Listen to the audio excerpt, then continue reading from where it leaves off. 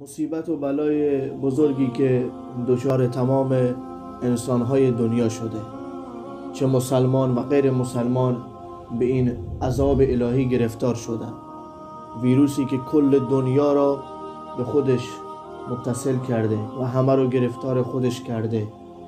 کرونایی که امروز سر زبانهای همه قرار گرفته و همه از همین ویروس دارن مینالن.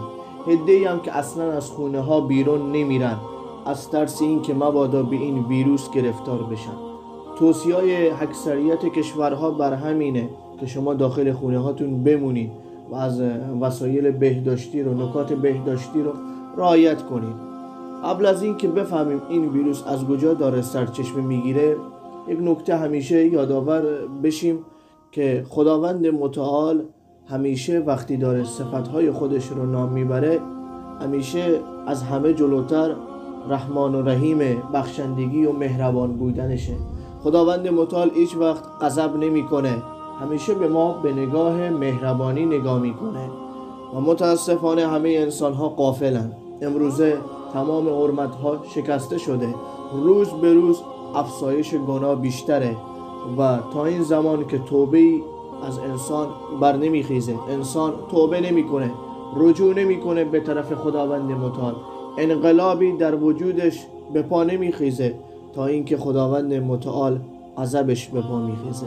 زمانی که خداوند متعال غضب کرد، هیچ قدرتی و هیچ صاحب از اینکه از نظر مالی، از نظر جمال، از نظر نسب، از هر نظری که خودش را قدرتمند بدونه، جلوی قدرت خداوند متعال رو نمیتونه بگیره.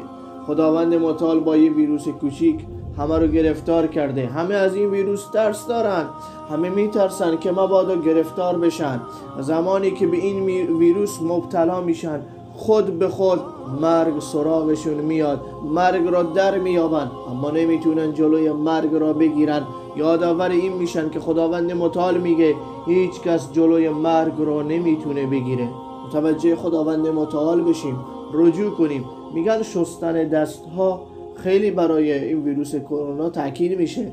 همون گفته پیامبر علیه السلام که شما روزانه 5 بار وضو بگیرین، خودتون رو مرتب کنین، تمیز باشین و توصیه های حضرت رسول صلی الله علیه و سلم عمل بشه و اگر رجوع ما به خداوند عزوجل باشه، این یقین رو بدونید، مطمئن باشید که چنین ویروسی سراغ شما نخواهد.